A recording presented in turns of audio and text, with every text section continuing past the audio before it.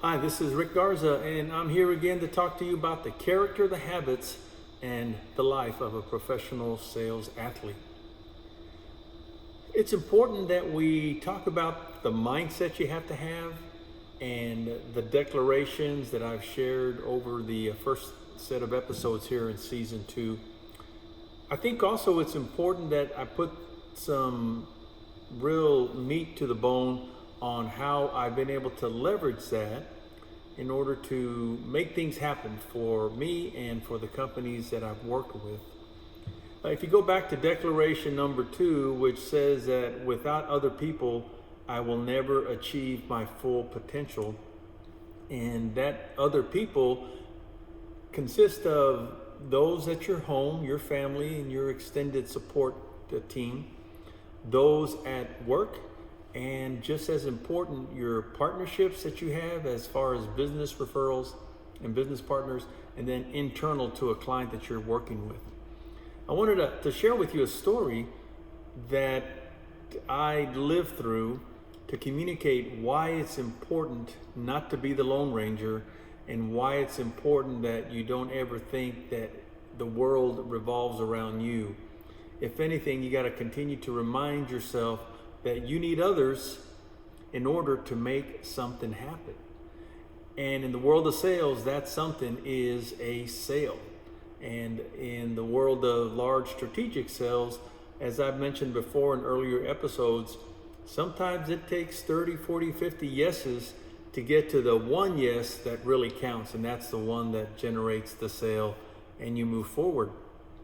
Well, I was working with a Fortune 50 financial institution, and the role that I had as the strategic account director was to partner with the client, partner with the vendors that they work with, and actually had a type of partnership that had not been established before with them, and that was us providing services to another competitor of ours, but because they had the relationship and we had some unique applications, we were able to find a way to work in a real seamless fashion to be able to work within our own areas of expertise, but collectively present that to the client. So over a year of developing that relationship, it created an opportunity for something that maybe you may not have heard of, but I'll try to explain it in real simplistic terms. In the world that I come from, did a lot in the technology, software as a service, a lot of solutions as a service, a lot of data warehousing, cloud-based solutions. But there was something that really hadn't been leveraged much before in the world of traditional call center telecom, and that is an open standard called service-oriented architecture. And in its most simplistic terms, service-oriented architecture allows an organization to look at their entire flow of information and actually be able to create a workflow and identify what needs to happen next, and then create some automation and some triggers that can occur automatically that leverage communications. And that communications can consist of a email, it can consist of other applications that are turned on, and it can go as far as even establishing a traditional live conference call, but in an automated way and in a way that saves time and in a way that wouldn't happen as efficiently or as quickly if we were not able to integrate communications into this workflow of a large organization. So by being able to understand what service-oriented architecture is, how it works, with the partnerships that I talked to you about earlier in this episode, I was able to better understand what was important, what were the outcomes that this financial institution was looking for. The net result is, because of that, I was given access to the architects.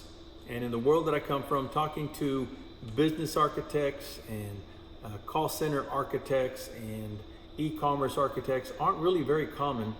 Sometimes you get put in a box, and so you just deal with your call center, deal with your telecom. But if you can expand your view of things, if you can build a relationship of people who believe in you, believe in the organization you represent, then you can step outside the boundaries.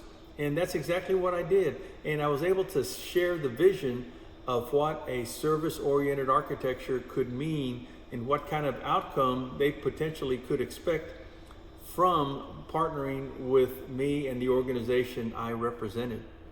The net result is it established a series of planning sessions with our technical organization and our labs, with their senior architects, and then bringing together those business owners that were able to look at this from a higher level, and then gave us the authorization to move forward to put together some trials to validate it.